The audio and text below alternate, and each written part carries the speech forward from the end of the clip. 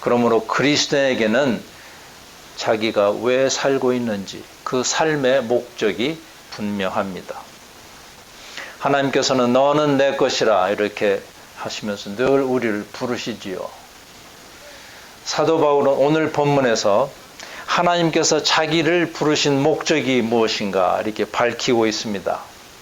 17절입니다. 제가 다시 한번 읽어보면 그리스도께서 나를 보내심은 세례를 베풀게 하려 하심이 아니요 오직 복음을 전하게 하려 하심이로되 말의 지혜로 하지 아니함은 그리스도의 십자가가 헛되지 않게 하려 함이라. 하나님께서는 세례를 베풀라고 자신을 부르신 게 아니라 복음을 전하라고 부르셨다는 그런 말씀이에요. 사도 바울은 타고나기를 말을 잘했던 사람입니다. 사도행전 17장 18절에 보시면은 아덴 사람들이 바울과 쟁론하면서 무엇라고 했는가 하면은 이 말쟁이가 무슨 말을 하고자 하느냐라고 했습니다. 그런가 하면 또 사도행전 14장 12절에서는 루스드라 사람들이 바나바와 바울을 이렇게 묘사했죠. 바나바는 제우스라 하고 바울은 그 중에 말하는 자이므로 헤르메스라 하더라. 이처럼 바울은 말을 잘했습니다. 네, 말 잘하는 것은 전도자의 큰 힘이 되겠죠. 그러나 바울은 자신이 전도하는 것은 하나님께서 그렇게 하라고 하셨기 때문이지, 그래서 부르셨기 때문이지 뭐 타고난 그 말재주 때문이 아니라는 것입니다. 하나님께서는 우리 각자가 할 수 있는 일을 잘 아시고 그 일을 하도록 우리를 부르셨습니다. 그러나 우리는 자신이 하고자 하는 일이 과연 하나님의 부르심에 의한 것인지 단지 내 욕심에 의한 것인지를 확실히 해야 합니다. 한 농부가 트랙터로 밭을 갈다가 하늘을 보니까 PC라고 쓰여있는 환상이 보여요. PC. 그 농부는 해석하기를 Preach in the church. 교회에서 설교하라 하는 부르심이라 생각하고 그날로 모든 걸 정리하고 신학교에 들어갔습니다. 그리고 목사가 되었죠. 그런데 가는 곳마다 목회가 안 되는 겁니다. 그래서 시리에 빠져있는 그 사람에게 한 영적 지도자가 귀띔을 했는데 당신이 PC라고 본 환상은 Preach in the church가 아니라 Plant the corn이다. 옥수수를 심어라 일사에. 그 말을 듣고 그 사람은 다시 밭에 가서 옥수수를 심었는데 큰 수확을 하였다는 이야기가 있습니다. 여러분, 하나님께서는 우리 각 사람을 보내신 목적이 다 있습니다. 우리는 이 목적이 무엇인가를 잘 깨달아야 할 것입니다. 하나님께서는 나를 보고 무엇을 하라고 하시나? 이 질문을 스스로에게 항상 하며 사는 사람은 인생을 방황하지 않을 것입니다. 사도 바울은 편지 서두에 자신을 사도로 부르심을 입은 바울이라고 소개하고 있습니다. 사도의 원뜻은 지난번에도 여러 번 말씀드린 보내심을 받은 자입니다. 바울은 어느 그룹의 사람이나 교회나 혹은 다른 사도에 의해서 위임을 받은 그런 자가 아니고 그리스도에게서 직접 위임을 받은 사람입니다. 오늘 본문에 그리스도께서 나를 보내셨다고 했습니다. 바울에게 그리스도의 부르심이면 족하였습니다. 그가 고린도에 왔을 적에 그를 재정적으로나 혹은 공적으로 도와준 사람들이 없었죠. 그저 아굴라와 브리스길라 이 부부와 함께 천막을 만드는 일을 하면서 전도를 했습니다. 바울은 설교를 해서 연명하려고 한 것이 아니죠. 그가 죄 많은 도시 고린도에 온 것은 설교를 행해서 무사람을 그리스도에게로 인도하기 위한 것이었습니다. 주님의 인도하심에 따라 그곳에 간 것이죠. 이렇게 바울은 그리스도부터 직접 부르심을 받았다 생각했기에 그리스도의 본을 따라야 한다고 느꼈습니다. 자기 자신이 그리스도에 대해서 책임이 있는 자로 여겼습니다. 바울의 관심은 사람들에게 그리스도를 드러내고 사람들이 그분께 사로잡히기를 원하는 것이었습니다. 자기 자신에 대해서는 관심이 없어서요. 사도 바울의 관심은 오로지 어떻게 하면 참 불쌍한 죄인들에게 다가갈 수 있을까, 이거였습니다. 사실 바울 자신도 괴수 중 괴인 중에 괴수라고 고백했던 사람 아닙니까? 어떻게 하면 이 죄인이 다른 죄인에게 접근할 수 있을까? 이게 바울에게 최대 관심사였습니다. 그래서 바울은 하나님께서 자기를 부르신 이유를 말씀하십니다. 그게 무엇인가 하면 주 예수 그리스도가 잃은 자들을 찾아 구하기 위해서 오셨다, 이렇게 전하라고 자기를 보내셨다는 겁니다. 그래서 사도 바울의 모든 활동은 이 전도라는 단어 하나로 이렇게 묘사할 수 있습니다. 그의 사명은 오직 복음을 전하는 것입니다. 고린도서 9장 16절을 보시면은 내가 복음을 전할지라도 자랑할 것이 없음은 내가 부득불할 일임이라. 만일 복음을 전하지 아니하면 내게 화가 있을 것이로다. 이런 고백이 있지요. 복음을 전하지 않으면 화가 나에게 임할 것이라 할 정도니까 복음을 전하지 않고 백일 재간이 있겠습니까? 그래서 바울은 사람들을 그리스도에게 인도하고 또 그리스도를 사람들에게 이렇게 전하는 그런 일에 전생애를 쏟은 것입니다. 자, 바울이 부르심을 받았던 목적이 이 전도이듯이 부르심을 받은 우리 또한 목적이 전도가 되어야 할 것입니다. 그런데 전도하기 위해서는 강단에서 설교를 해야 한다고만 생각하지 마시죠.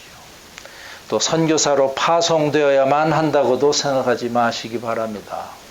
전도는 사람들에게 그리스도를 소개하고 그리스도에게 사람들을 소개하는 일입니다. 자, 만약에 전도하는 일이 신자의 삶의 방식이라면 우리는 가장 위대한 전도 시대에 살고 있을 것입니다. 그러나 불행하게도 우리의 대부분은 침묵하는 신자 그룹에 속해 있습니다. 여러분은 웅변은 은이요 침묵은 금이다 말하면서 자신이 침묵 그룹에 속한 것을 스스로 위로하시렵니까? 혹자는 전도하기 위해서 특별한 지혜가 필요하다 생각하는지 모릅니다. 그러나 사실은 그렇지가 않습니다. 오늘 본문 17절을 중반부터 다시 보십시다. 말의 지혜로 하지 아니함은 그리스도의 십자가가 헛되지 않게 하려 함이라. 구원의 복음을 전하는데 무슨 요란한 수식어가 필요하지 않습니다. 사람들을 그리스도에게 인도하는데 말의 지혜가 헛된 것임을 누구보다 뼈저리게 느낀 사람이 바로 사도 바울입니다. 사실 바울이 고린도에 갔을 때가 언제인가 하면 아테네에서 참담한 실패를 하고 난 직후였습니다. 이 아덴으로 전도를 갈 때 바울은 그동안 갈고 닦은 지식으로 저 철학을 좋아하는 아테네 사람들을 보기 좋게 이겨버리라 하는 포부를 가졌었습니다. 그는 어느 틈엔가 주 예수 그리스도를 의지하는 전도자가 아니라 자신의 학문을 의지하는 철학도가 되어 있었습니다. 바울은 멋진 말로 설교를 하였지만 아덴 사람들의 반응이 어떠했는가 하면은 조롱하였다 그럽니다. 사도행전 17장 32절 보겠습니다. 그들이 죽은 자의 부활을 듣고 어떤 사람은 조롱도 하고 어떤 사람은 이 일에 대하여 내 말을 다시 듣겠다 하니 그랬죠. 있는 힘을 다해서 설교를 했는데 조롱을 당했으니 이 대전도자의 체면이 말이 아닙니다. 바울은 이처럼 전도에 실패한 적이 그전에는 없었어요. 순풍의 돛담배처럼 나가던 바울은 이 일로 인해서 크게 낙심하였습니다.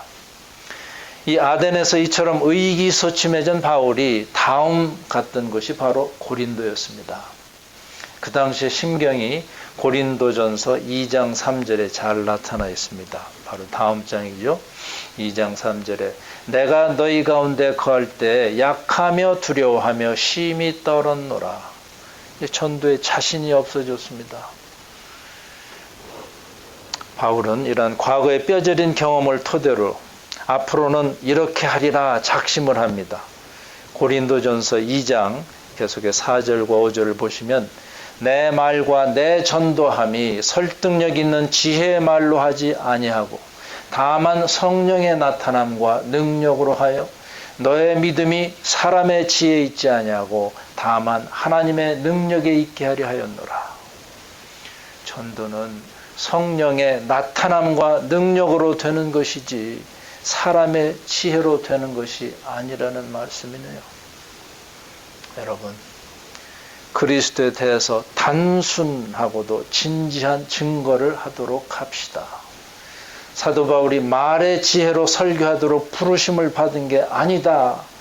이렇게 한 것은 무슨 뜻이겠습니까? 복음은 하나님께서 이미 우리에게 주신 메시지입니다. 복음은 단지 인간의 이성에 호소하지 않습니다.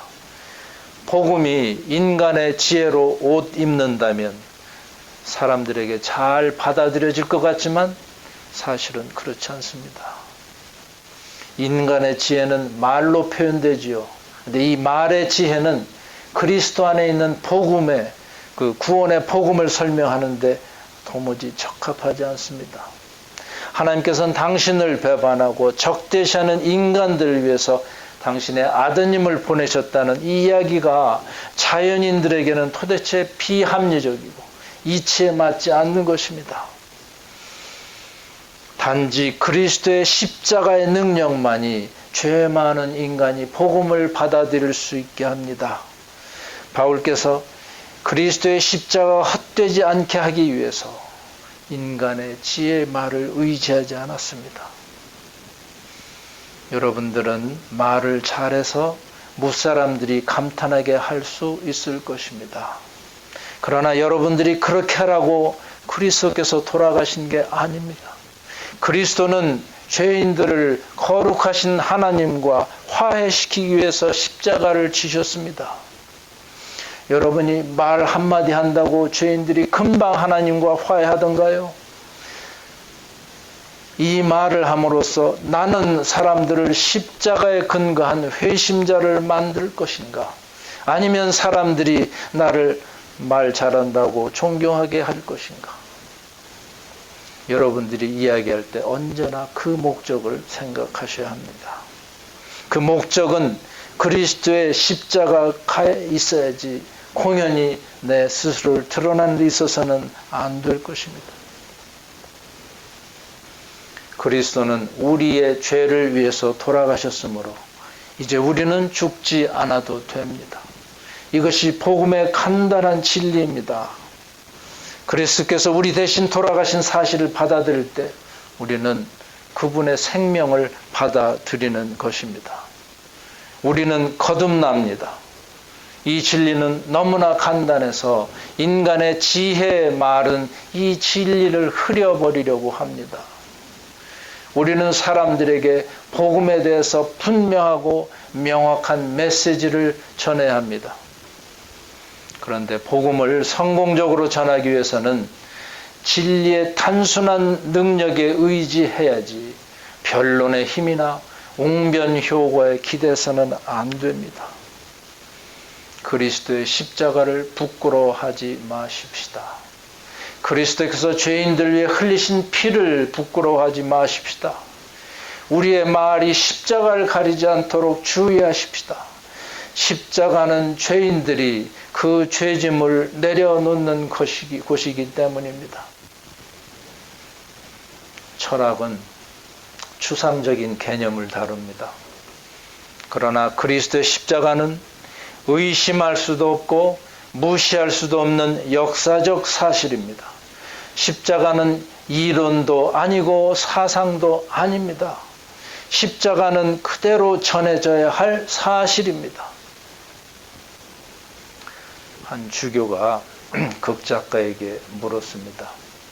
나는 하나님의 말씀을 가지고 설교를 해도 회중이 별 감동을 받는 것 같지 않은데 당신은 꾸민 이야기를 가지고 어찌 그리 관중을 열광시키십니까? 그랬더니 극작가가 하는 말이 그 까닭을 말씀드릴까요? 나는 꾸민 이야기를 사실처럼 전하는데 당신은 사실을 꾸민 이야기처럼 전하기 때문입니다.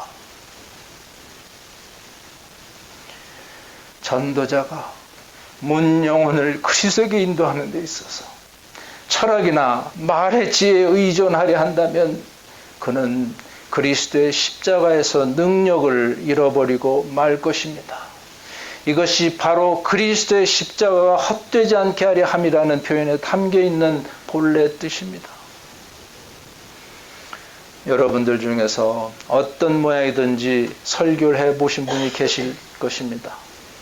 설교할 때 어떤 느낌이 들던가요? 설교자들이 명심해야 할 것은 내가 무엇을 위해 설교를 하는가를 스스로에게 물어야 합니다. 혹시 나를 과시하기 위해서인가? 말의 지혜로 복음을 더딥히는 것은 아닌가? 자문해야 합니다. 바울은 설교를 한 후에 주여 이 죄인을 긍휼히 여기시옵소서 하는 반응보다는 설교를 정말 잘하는구나 하는 반응이 더 쉽게 나오는 것을 알고 있습니다. 말을 통해서 인간의 지혜를 과시하려는 유혹, 특히 강단에서 일어나는 이 유혹은 미묘한 문제예요. 꼭 꼬집어내기 어려운 것입니다. 그러나 우리는 이러한 유혹을 뿌리쳐야 합니다. 만약에 설교를 들은 사람들이 마음에 아무 거리낌 없이 같은 죄를 여전히 짓고 있다면 그 설교는 텅 빈 메시지를 전하는 것에 불과합니다. 왜냐하면 그리스도의 십자가는 죄를 씻어내는 능력을 가졌기 때문입니다. 헛되지 않게 한다는 말은 문자적으로 텅 비게 하지 않는다라는 뜻입니다. 그러니까 그리스도의 십자가가 헛되지 않게 하려 함이라 하는 말씀이 암시하는 것은 십자가는 원래 꽉 차 있다는 것입니다. 십자가는 인간이 필요한 것을 채워줍니다. 십자가는 끊임없이 솟아나는 샘물입니다. 그러면 십자가의 내용은 무엇일까요? 십자가의 내용은 하나님의 아들이 못 박히신 나무 조각도 아니요 희생의 개념도 아닙니다. 십자가의 내용은 우리의 죄를 용서하기 위해서 거기 달리시고 피를 흘리신 그리스도 자신입니다. 우리는 십자가를 목에 걸 수도 있고 옷깃에 달 수도 있고 교회 네온사인으로 매달 수도 있습니다. 그러나 우리의 죄 많은 영혼을 정결하게 하기 위해서 그리스도께서 피를 흘리신 십자가임을 믿음으로 받아들이지 않고서는 아무리 십자가를 목에 걸고 옷에 달고 교회 지붕에 세운다 해도 우리 영혼에는 아무런 의미가 없습니다. 사도 바울 당시에도 그랬지만 요즘 많은 사람들이 죽음이라든가 피라는 말을 쓰기를 꺼려합니다. 그리고 말하기를 죽음을 생각하지 말라. 인생의 즐거운 일들 생각하라고 합니다. 현대 심리학도 그렇게 권고하고 있는 줄 압니다. 그러나 바울은 알고 있습니다. 오직 그리스도의 죽음만이 진정하고 풍성한 삶을 제공한다는 그 사실을 말입니다. 그리스도의 죽음은 우리를 용서하고 깨끗하게 하고 새롭게 합니다. 여기서 주의할 것은 예수의 죽음이 아니라 그리스도의 죽음입니다. 하나님의 기름 부음을 받으신 분, 인간 예수가 되기 전부터 하나님과 함께 하시던 분, 죽기 위해서 인간으로 오신 분인 그리스도의 죽음임을 확실히 하셔야 합니다. 현재 감각에 맞지 않는다고 해서 십자가의 피를 거부하는 사람은 성경의 핵심을 전혀 빗나가고 있는 것입니다. 성경에서 뭐라고 그러지요? 생명이 피에 있으므로 피가 죄를 속하느니라. 여러분께서는 죽어가는 생명을 살리기 위해서 수혈하는 것을 보고 사리에 맞지 않는다고 하시겠습니까? 자, 수혈이 사리에 맞지 않는다면 왜 그리스도께서 우리를 영원히 살리고자 그의 피를 흘리셨다는 사실을 사리에 맞지 않는다고 하십니까?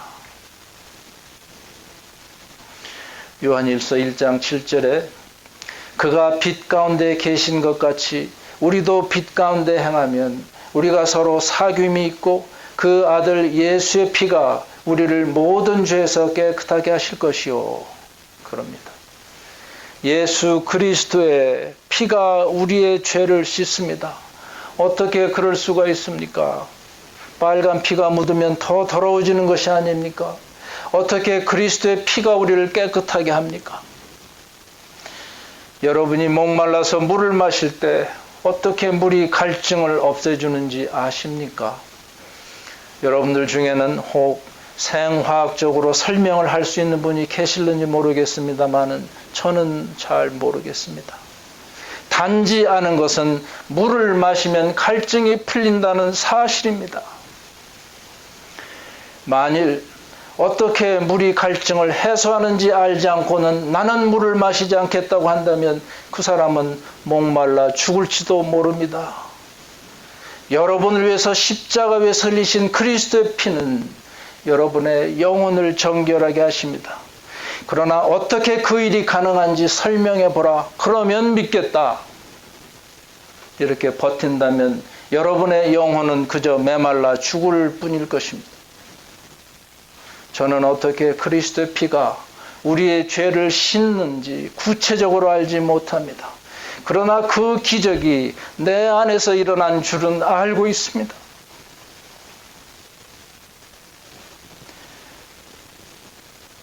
요한복음 9장 24절에서 바리새인들이 예수님의 도우심으로 눈을 뜨게 된 맹인에게 묻습니다. 너는 하나님께 영광을 돌리라. 우리는 이 사람이 즉 예수가 죄인인 줄 아노라. 그랬더니 눈뜬 맹인이 대답하되 그가 죄인인지 내가 알지 못하나 한 가지 아는 것은 내가 맹인으로 있다가 지금 보는 그것이니이다. 예수가 어떤 사람인지 나는 모릅니다. 그러나 분명히 아는 것은 맹인이었던 내가 그분으로 인해서 눈을 떴다는 사실입니다. 이것이 간증이지요. 그리스도의 피가 어떻게 내 죄를 씻어내는지 나는 알지 못합니다. 그러나 한 가지 분명하게 알 수 있는 것은 죄로 인해 하나님을 모르던 내가 하나님을 보게 되고 이제는 그리스도를 증거하게 되었다는 사실입니다.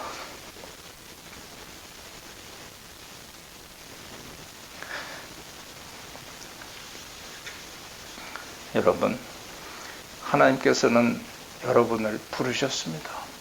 지금도 부르고 계십니다. 이 시간에 왜 하나님께서 나를 부르셨을까 깊이 생각해 보시기 바랍니다. 결국 모든 그리스도인들은 복음을 전하라고 부르심을 받았습니다. 그리스도의 십자가를 전하라고 부르심을 받았습니다. 하나님께서는 우리가 구원의 감격에만 젖어 있으라고 부르신 것은 아닙니다.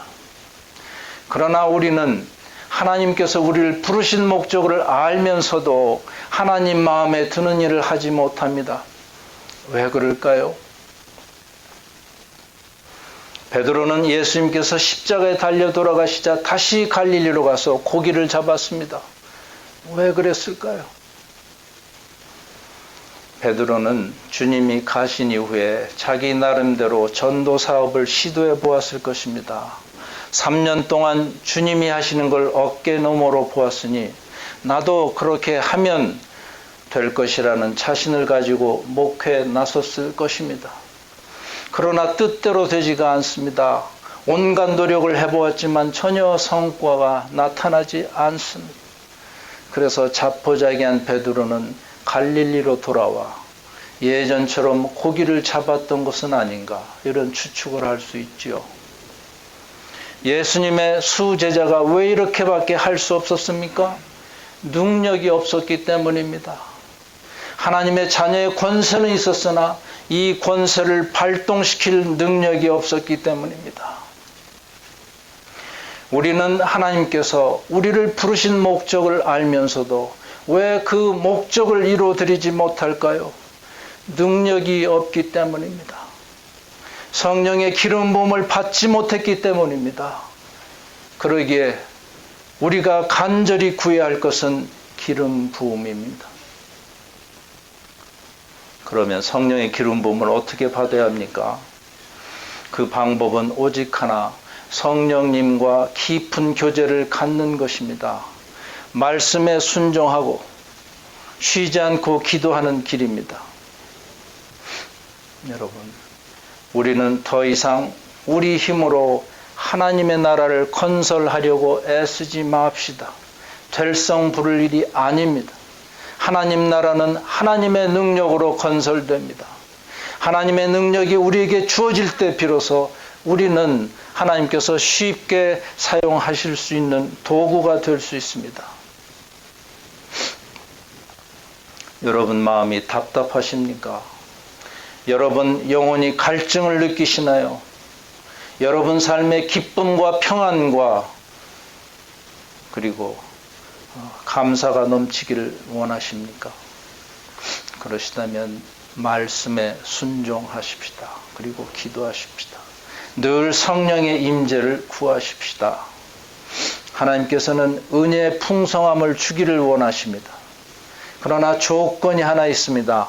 하나님과 교통되어야 합니다. 하나님과 한 마음이 되어야 합니다. 그래야 할 때 무엇이든지 기도하고 구하는 것은 받은 줄로 믿어라. 그리하면 너에게 그대로 되리라 하는 말씀이 우리 안에서 역사하실 것입니다. 이제 여러분께서는 왜 하나님께서 나를 부르셨는지 답을 얻으셨습니까? 답은 전도하라입니다. 그러나 텅 빈 마음으로 전도가 제대로 되지 않습니다. 그리스도의 십자가 헛되지 않게 하기 위해서는 말만으로는 되지 않습니다. 우선 내 마음이 하나님 마음으로 충만해야 합니다. 그러므로 전도는 억지로 되는 게 아닙니다. 마음에 차고 넘치는 십자가의 능력이 저절로 밖으로 흘러가는 것이 되어야 합니다. 그러면 다시 한번 묻습니다. 왜 하나님께서는 여러분을 부르셔서 전도하라고 하실까요? 하나님께서 우리를 부르시고 전도의 사명을 주시는 궁극적인 목적은 하나님께서 우리와 사귀고 싶으시기 때문입니다. 모든 인간을 가슴에 품으시고 사랑을 나누고 싶기 때문입니다.